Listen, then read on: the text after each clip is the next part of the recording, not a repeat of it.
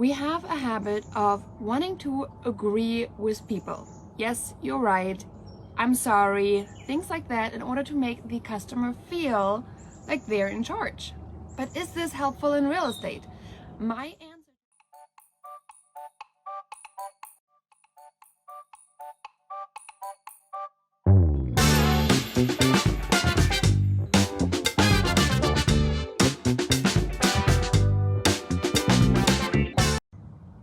Is the customer always right? I mean, customers are king in our business, right? But are they always right? And this is what I want to answer in this video, because I had a conversation yesterday that sparked this podcast for you guys. So don't worry, if you're catching the video, you're good to go. So, is the customer always right? We are coming from a sales perspective where we think the customer is always right? But is this actually helping, or is this making it worse, which leads for you to less sales? So here is where this all is coming from. We have a habit of wanting to agree with people. Yes, you're right. I'm sorry. Things like that in order to make the customer feel like they're in charge. But is this helpful in real estate? My answer to this is no, it is not. If you are looking to constantly please the customer, you're not doing them a service. They hired you so you can advise them on what is needed in that specific instance. Now, customers, they are just inundated with news, right? They hear it on the news what the market is like, what they should be doing, how crazy everything is. And then they come to you and you're telling them like, oh, our market shifted three days ago. And they're like, what? So what we do is actually educate our customers along the way, okay?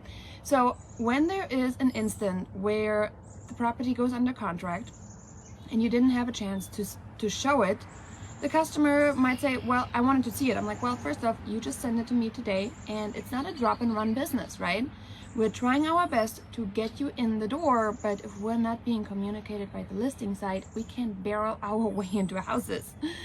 So if a property is marked contingent, chances are they've already negotiated way longer than just the last 5 minutes, right? So the customer doesn't understand that, however.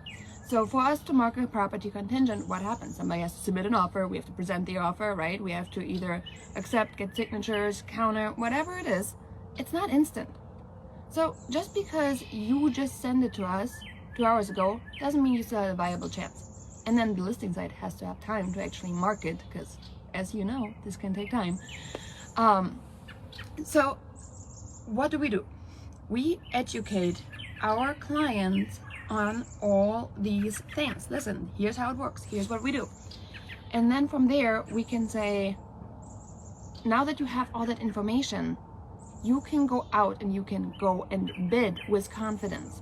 Clients that are not getting properties do not have confidence. I'm a big believer in that.